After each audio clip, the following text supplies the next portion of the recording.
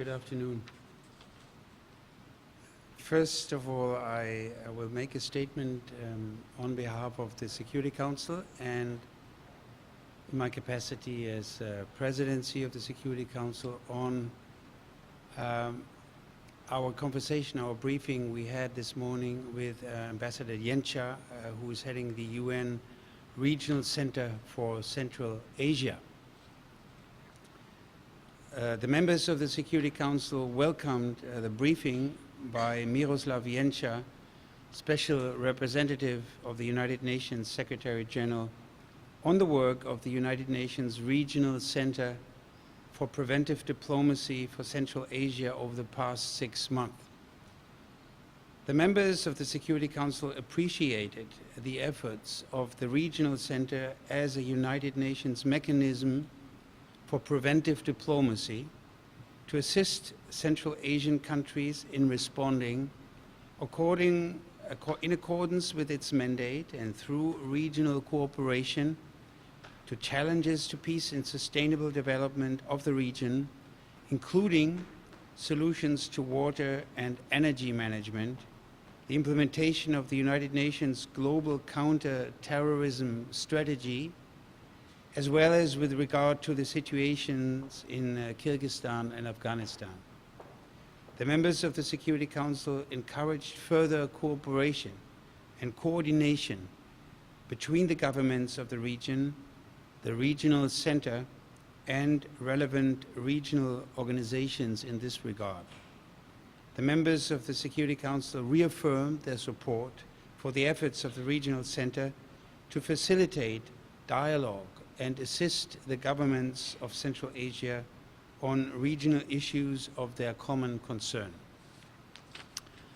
And now I make a couple of remarks on a briefing that we heard this morning by Valerie Amos, the Undersecretary General for Humanitarian Affairs, on the humanitarian situation in southern Kordofan.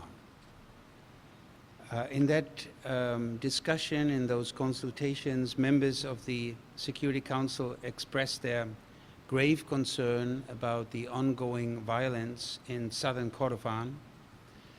Members of the Security Council called on the government of Sudan and the Sudan People's Liberation Movement, northern sector, in accordance with 28th June Framework Agreement on southern Kordofan, to agree to an immediate cessation of hostilities, viable security arrangements, and the modalities for their implementation.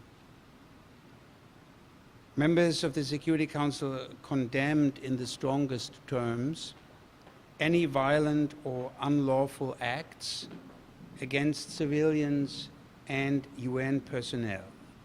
They demanded, and they demand, an immediate end to threats of harassment and attacks on civilians and UN personnel. Members of the Security Council also stressed that those responsible for the violation of international human rights and humanitarian law should be held accountable.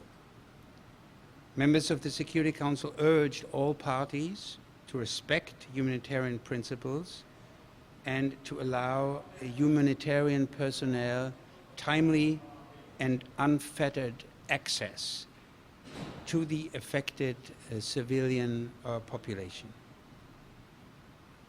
Members of the Security Council called on all parties to refrain from unilateral actions and encourage the parties to resolve the crisis in southern Kordofan peacefully. Those were my remarks summing up the briefing and the discussion we had this morning on the humanitarian situation in southern Kordofan. Just one question about that briefing. Was there About the briefing on southern Kordofan?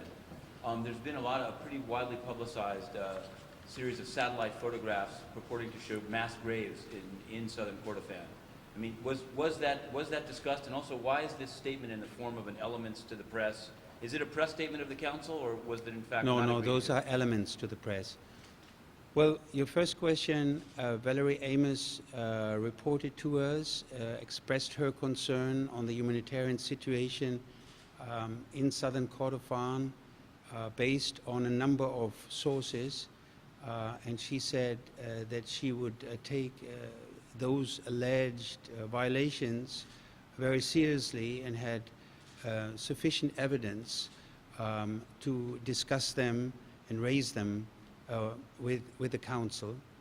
And number two of your question, we wanted to have a swift reaction this afternoon, so we preferred the more informal press remarks to a negotiated press statement that would have taken a little longer. Thank you.